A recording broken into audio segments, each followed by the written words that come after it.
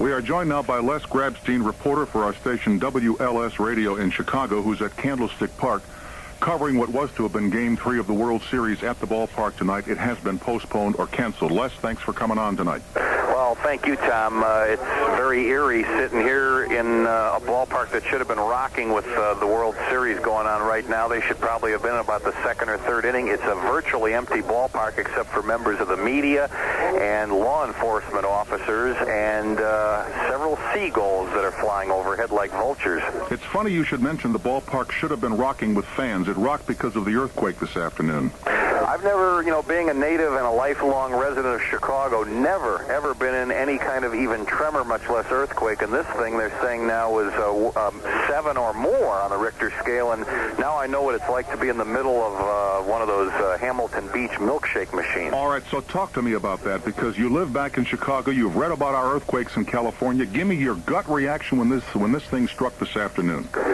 Here in the ballpark, I guarantee it wasn't that bad, Tom.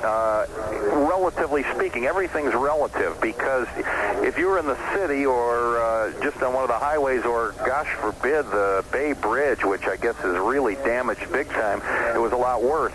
We're sitting up here getting the lineups, just had been handed the lineups for the game and the pregame notes that the media has handed, and all of a sudden the floor below me, which is in the upper deck, by the way, started to rumble a little bit. Then it got heavier and heavier. The whole thing took no more than 15, 20 seconds. That's about how long they last, my friend. Oh, yeah. And the power went, the scoreboard and the auxiliary scoreboards went out, and all of the light standards went out except one above the football press box that they use here for 49ers games.